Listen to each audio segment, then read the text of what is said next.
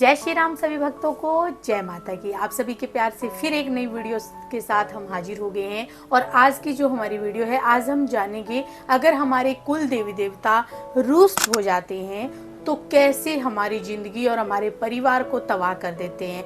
क्या क्या जो है दिक्कतें हमारे कुल देवी देवता का बंधन या रुष्ट होने पे आती हैं, वो सब की सब जानकारी आपको इस वीडियो में मिलेगी।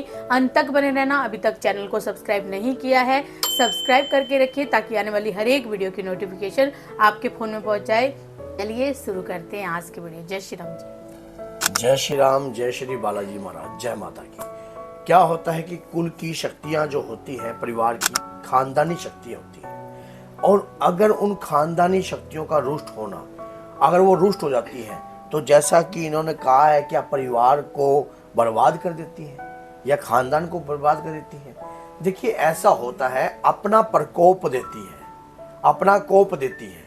कब देती है? जब कोई बच्चा गलत मार्गदर्शन पे चलता है या गलत पथ पे भटक जाता है तो पथ पर लाने के लिए उन्हें निर्देश देती है बात बात पर। जैसा कि मान लीजिए आपके परिवार के अंदर शक्तियों की पूजा होती थी, माँ दुर्गा की शक्तियों की पूजा होती थी या माँ कालका की शक्तियों की पूजा होती थी, तो उस दौरान क्या होता है कि आगे की पीढ़ी जो है वो पूजा जो है वो कर नहीं रही।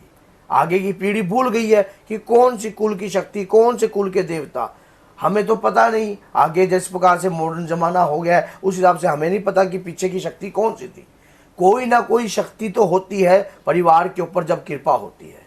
और जब व्यक्ति अपने पथ से भटक जाता है, अपने लक्ष्य से भटक जाता है, तो कुल की शक्ति अपना कोप भी देती है। अगर कुल की शक्ति आपसे रुष्ट है, अगर आपके परिवार से रुष्ट है, तो आपके परिवार में आप जहां भी जाओगे आपके परिवार का इलाज नहीं होगा। आपके परिवार में दिक्कतें एज इट इज बनी रहेगी। अगर आप जाओगे, कोई आपको कहेगा पितरों की समस्या है, कोई कहेगा किसी ने तंत्र कर दिया है, कोई कहेगा ये कर दिया है, कोई कहेगा ये कर दिया है, कुछ भी समझ में नहीं आएगा। क्योंकि कुल की शक्ति अगर रुष्ट है तो वो आपको सही राह पर चलने नहीं देगी। क्योंकि वो बार बार, क्योंकि आपने जो भी मांगलिक कार्य घर में करे हैं उनका कभी आह्वान नहीं किया है, उनको कभी मनाने की कोशिश नहीं करी है, उस रास्ते पे कभी आपको उनको अपने घर में बुलाने की कोशिश नहीं करी है। क्योंकि कुल की शक्ति जो होती है, मान लीजिए आपके परिवार के अंदर कोई बुजुर्ग आदमी, वो परिवार के पीढ़ी दर पीढ़ी आपके परिवार में सेवा चल रही थी माँ दुर्गा की। माँ दुर्गा की शक्ति कभी किसी से रुष्ट नहीं होती। लेकिन माँ की योगनियां, माँ की यक्षिनियां तो रुष्ट होती है ना। जिस प्रकार से बाबा किसी से रुष्ट नहीं होते, लेकिन दूत महाराज तो रुष्ट होते हैं ना। तो इसी प्रकार से आपके परिवार के अंदर जो शक्ति है उसका जो है सम्मान नहीं हो रहा है।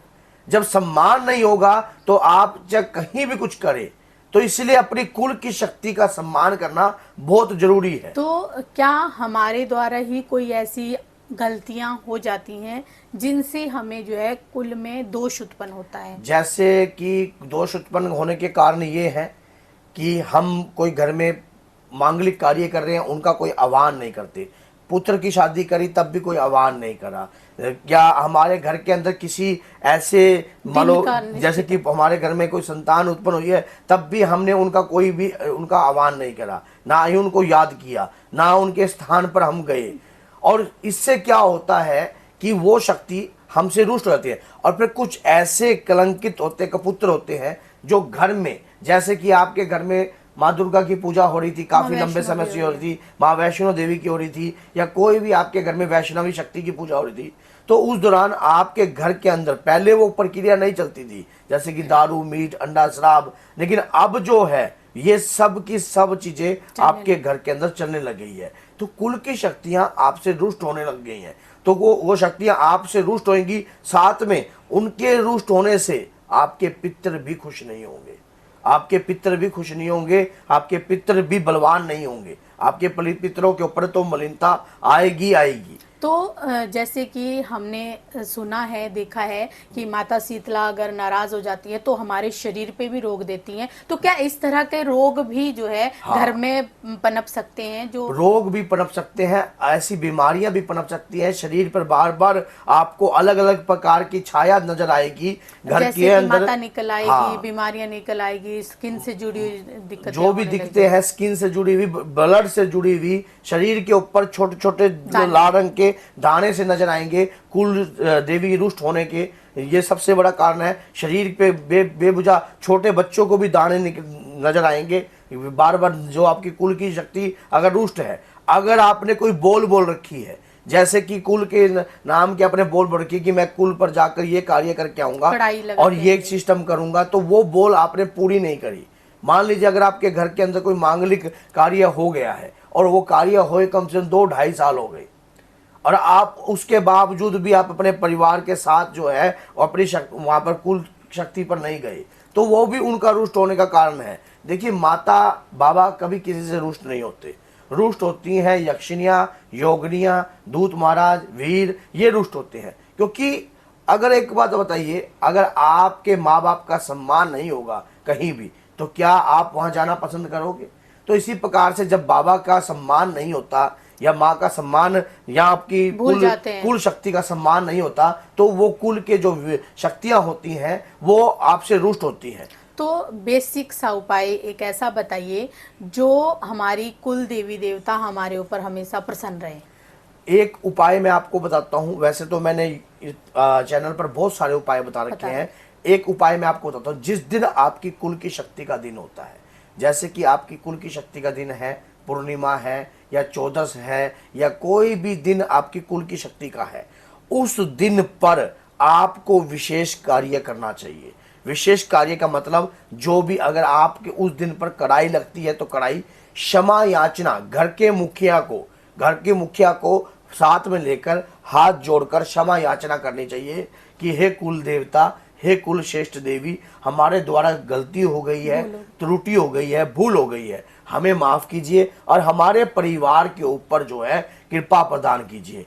एक नारियल लेकर उस दिन जो है अपने पूरे परिवार के ऊपर से वार कर कुल के मुखिया के द्वारा भेंट देनी चाहिए। हो सके तो, अगर हो सके तो अग्यारी पर उस नारियल का टुकड़ा जो है जला देना चाहिए। अगर अग्यारी पर नहीं जला रहे तो एक टुकड़े पर, नारियल के टुकड़े पर आपको 5 कपूर की टिक्कियां छोटे वाली और 7 लौंग और उसके दौरान 3 इलायची अपने पूरे परिवार के ऊपर ये वार कर फिर उसमें प्रज्वलित कर देना चाहिए। और माँ को कहना, माँ से प्रार्थना करनी चाहिए कि हे मातेश्वरी, हमारे द्वारा कोई भी त्रुटि हुई हो, कोई भी गलती हुई हो तो हम क्षमा मांगते हैं, आप प्रसन्न होइए। हमें, अगर जिसको भी नहीं पता आपकी कुल की देवी कौन है, कुल की शक्ति कौन है, तो आप माँ दुर्गा की शरण में जा सकते हो। माँ दुर्गा को आप अपनी कुल शक्ति बना सकते हो। माँ दुर्गा की पूजा करने से भी आपका कल्याण होगा और घर से जो भी शक्तियां आपकी रुष्ट होंगी, सबकी सब खुश होंगी। इसी प्रकार से कुल देवता के रूप में हनुमान जी को भी पूछ सकते हो आप,